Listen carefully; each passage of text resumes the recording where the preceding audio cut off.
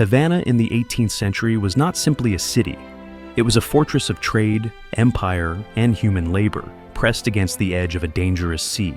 From the air, its harbor looked calm, but beneath that surface flowed silver, sugar, and blood. Every ship brought wealth, and every dock brought risk. Walls and cannons protected the port, yet they also trapped the people inside a tightening system. Markets filled with voices, sweat, and desperation. Plazas displayed order, but behind their symmetry lay fragile control. Havana survived by moving goods, bodies, and power through narrow streets and guarded gates. Then the balance shifted. Foreign fleets appeared beyond the horizon. Guns replaced commerce. Maps replaced memory. What had once been a living city became a battlefield measured by distance and fire. To understand what Havana was, we must follow how it was seen, mapped, and finally taken.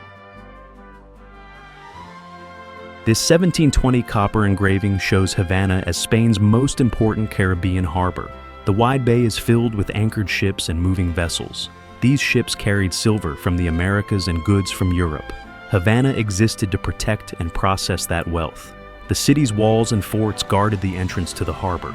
They made the port a locked gateway rather than an open town. Inside the walls, warehouses, churches, and government buildings crowded together. Everything faced the water. Trade and defense were inseparable. The Spanish Empire depended on this harbor to keep its Atlantic system alive. Even in this calm view, Havana looks prepared for danger. The coastline is surveyed. The harbor mouth is narrow and controlled. Every ship must pass under guns. This image explains why Havana was not just a city. It was a strategic machine built to protect empire. That value would soon draw foreign fleets toward its shores. This view was drawn after the British captured Havana in 1762. It shows the city from the road near Colonel Howe's artillery battery. The angle is not decorative, it is military. The viewer stands where British guns once faced the walls. From here, the harbor, the rooftops, and the fortifications are all visible. Havana is presented as a measured space, not a romantic landscape. Engineers study distances, elevations, and lines of fire from this ground. This image reflects that process of observation. Small figures in the foreground suggest officers surveying the scene. They are reading the city like a map. The skyline looks peaceful, but this calm is deceptive. Only months earlier, this same view was filled with smoke and cannon fire. Now the city appears quiet, but it has already been conquered.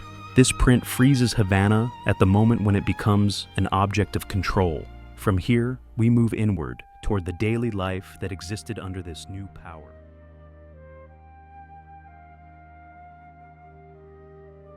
This marketplace scene shows Havana at street level during the British occupation.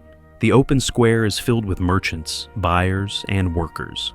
Goods move constantly through this space. Food, tools, and imported items change hands. Markets were the economic heart of the city. They were also places where news and rumors spread.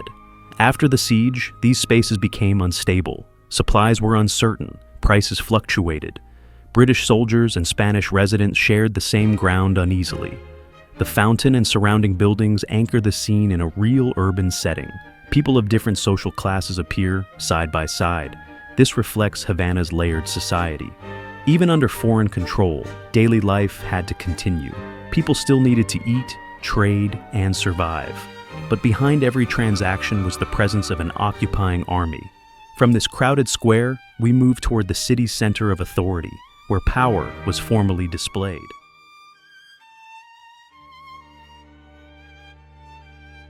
This painting by Dominic Serres shows Havana's central plaza after the British takeover. Red-coated soldiers stand in formation across the square. Sailors, officers, and civilians gather around them. The arcaded buildings frame the space like a stage. This is not a casual street scene. It is a demonstration of authority. The British used public squares to show that the city was now under their control. Military order replaced Spanish administration. The calm arrangement hides the violence that made it possible. Only weeks earlier, this same city was under bombardment. Now the plaza appears peaceful, but peace here is enforced. Serres painted this scene for British audiences. It reassured them that Havana had been secured and governed. The image turns conquest into stability. Yet this stability rests on the memory of invasion. To understand how the soldiers reached this square, we must return to the moment they first came ashore.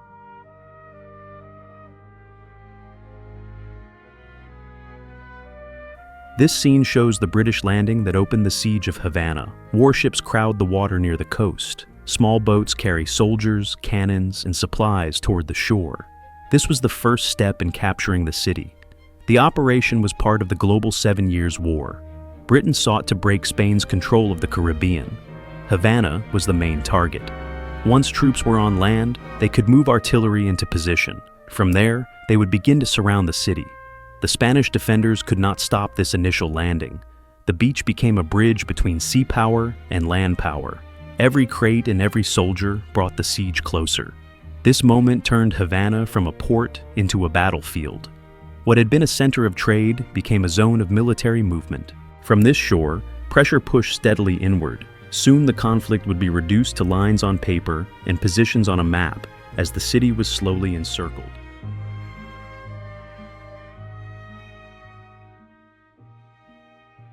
This military plan shows Havana near the end of the British siege.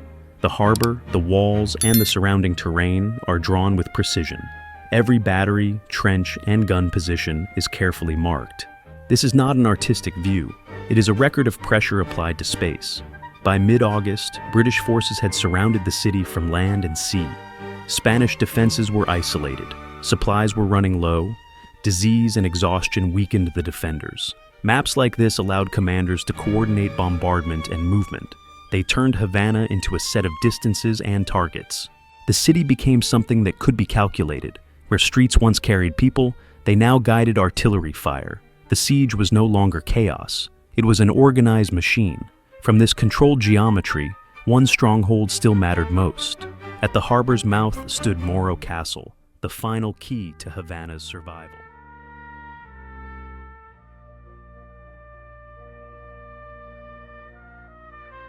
This painting shows the assault on Morro Castle, Havana's most important defensive stronghold.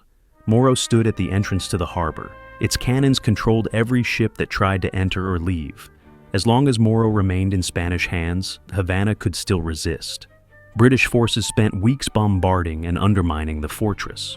On 30th of July, 1762, they launched a direct assault. Smoke, fire, and collapsing walls filled the scene. Soldiers fought at close range. The battle was costly on both sides. Many men died from wounds, heat, and disease. When Morro finally fell, the harbor was exposed. Spanish ships inside the bay could no longer be protected. The city's defenses were broken. This moment changed the entire siege. Without Morro, Havana could not hold out much longer. The fall of the fortress opened the way for British troops to enter the city itself. Next, Havana would be formally taken.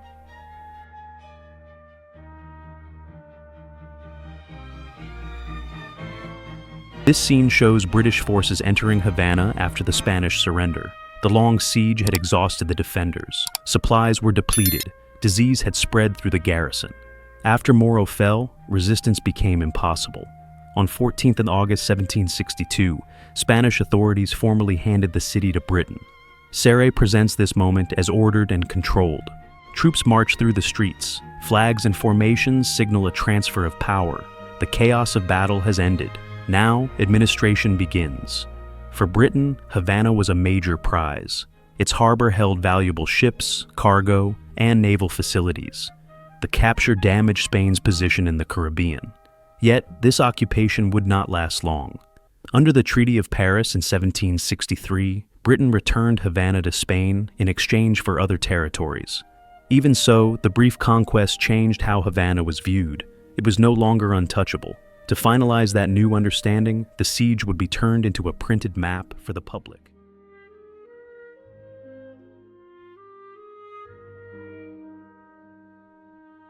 This engraved plan was published in 1763 for British readers. It summarizes the entire siege of Havana.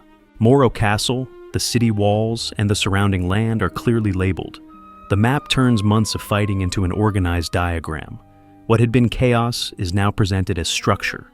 This was important for the British public. It allowed people far from Cuba to understand what had been captured. Maps like this justified the cost of the war. They showed that Havana was not just a distant city. It was a strategic system that could be measured and controlled. The engraving also marks a shift in power. Havana is no longer shown as a Spanish port. It is shown as a conquered space. Even though the city was returned to Spain later that year, this image remained. It fixed the idea that Havana could be taken. With lines and labels, empire was written onto paper.